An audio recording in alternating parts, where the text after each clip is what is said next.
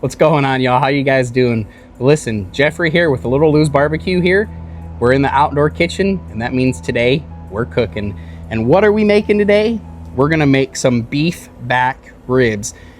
And honestly, if I'm talking quality of meat for price, the amount of food that you can get, or the amount of bones that you can get, and the amount of people that you can feed, I'm a huge fan of beef back ribs. I know a lot of people don't prefer them just because to some people they're seen as a lesser quality of meat, but I think that if you take the cook that I present to you today with time and temperature and the cooking style, I think these are going to elevate your beef ribs to a different level, and I think it's going to change the way you think about beef ribs. So a lot of times people in the barbecue world for beef are either going to do brisket, or you're going to do the big beef dino ribs.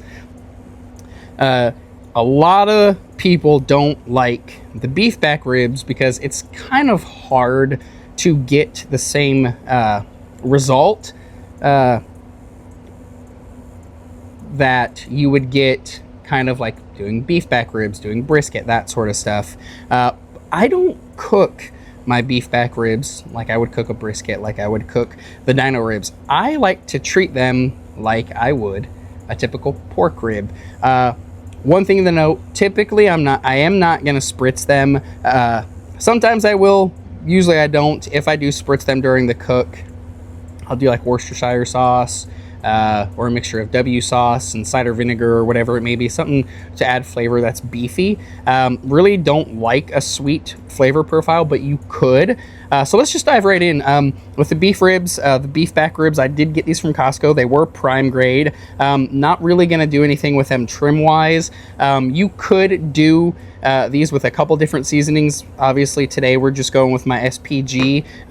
Obviously it is my beef seasoning, so I'm not going to trim these up. They are good quality. Don't really feel like I need to do anything here. The only thing that I've done ahead of time is get rid of a little bit of the fat, and that's really about it. So what I'm going to do, season very liberally. These are a big piece of meat, so I'm going to go ahead and season with my SPG here. Salt, pepper, garlic, a little paprika for color. I'm going to season the front and the back. And again, be very liberal. This is a larger piece of meat. You really can't over season these.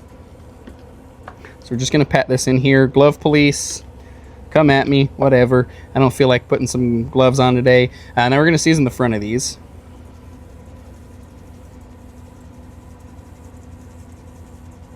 Nice and liberal here, because we want them to have good flavor, good color. It's obviously, don't really talk about this much, but barbecue is obviously about flavor, but it's about presentation too. You want your final product to look good, as well as taste good. So what we're going to do before we dive in and talk about time and temperature, one, I'm going to go wash my hands real quick, and two, what I like to do is I like to let my seasoning adhere for about 15 minutes before I cook. So we're going to let this adhere about 15 minutes, draw all that moisture out, and we'll be right back to talk time and temperature. All right, well, we're back. It's been about 20 minutes, and our SPG has done a really good job at penetrating these ribs. If you look at them, we've got really good color going. We've got really good, all the moisture is drawn out, so we're ready to get these on the pit. Let's talk time and temperature. So what we're doing, we're cooking on the Pit Boss Austin XL, one of my favorite cookers that I have, other than all the cookers I have. So we're rolling at 250 degrees here. I like to cook them for as long as I can. We are going completely unwrapped. I'm doing a no wrap rib today. We'll wrap them at the end to like hold them for 45 minutes till we serve them. But we're rolling at 250 degrees. We're going to go about 4.5 to 5 hours on this cook, or until like the bones start pulling back a little bit, till the meat starts to shrink up just a little bit. We get good texture, we get good flavor. The bark's looking really good. I don't know why I said good flavor. You'll taste the flavor at the end, but that's okay, right? Anyways, I'm using cherry pellets. I do prefer a type of fruit wood when I'm doing pork and beef. So we just have the Pit Boss cherry pellets, one of my all-time favorite pellets. So what we are gonna do, we're gonna go ahead and get these beef ribs on the grill, 250. We're checked back in at about the 2-hour mark. And at that point, I'll let you know what we're gonna do next.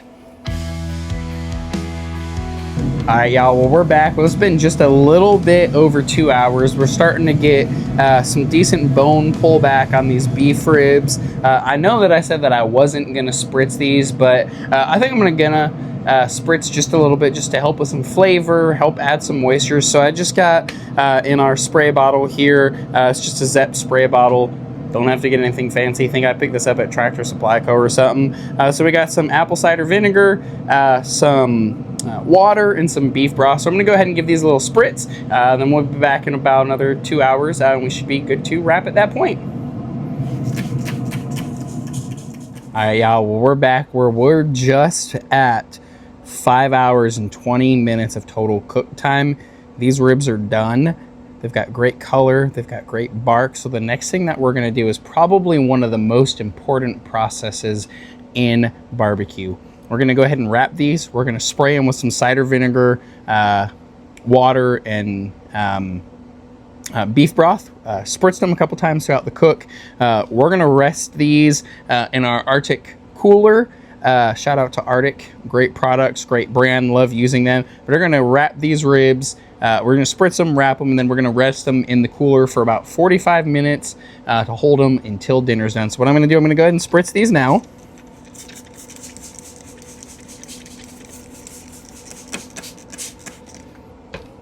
And we'll wrap these up in some foil. And they have been sitting out for about 10 minutes now. Want to do that just to stop the cooking process so they don't overcook while they're sitting in the cooler.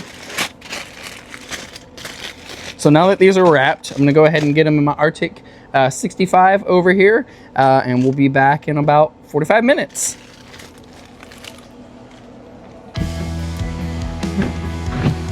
All right, y'all, we're back. It's actually been about an hour that we've been resting these beef ribs in the Arctic cooler. And before I grab them out, I really wanted to stress on that fact. A lot of people don't understand that great brisket, ribs, whatever it is, great barbecue, these guys turn barbecue into a multiple day process. And the reason being, what a lot of people don't understand is the decrease in temperature is just as important as the increase in temperature. You wouldn't or shouldn't take a brisket that you've cooked for 12, 13, 14, 15 hours, let it rest for 45 minutes, and serve it. You got to give it time to rest, let the juices soak back into the meat, let the muscle fibers relax before you ever think about cutting into it and serving it. So that's why one of the things that I prefer to do, whether I'm cooking a brisket or ribs or whatever it is, no matter what the protein is, I always let it rest for a little bit. So these ribs have been resting for about an hour, just right at now at this point. So we're gonna go ahead and grab them out of the cooler real quick. I'm super excited for these. Beef ribs is beef back ribs are one of my favorite forms of ribs. We're gonna go ahead and open these up here. Probably gonna be a little bit hot. That's okay. Just gonna get these on the board here.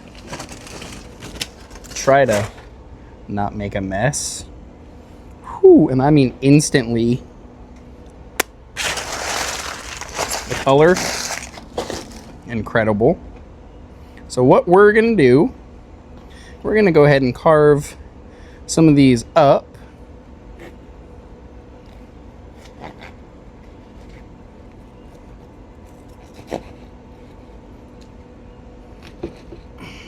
We're just gonna, golly, that's hot. One thing that I recommend doing that I normally do, cotton gloves. You need them. All right, so we're here. I mean, look at that color. They're super juicy, super moist, super tender. Excellent smoke ring there. We're gonna go ahead and give these a bite. Cooked them again five and a half hours, rested them in the cooler for another hour. So it's about a 6.5, almost 7-hour cook. Could have went a little bit longer if you needed to, but let's see how we are. Of course, our SPG rub.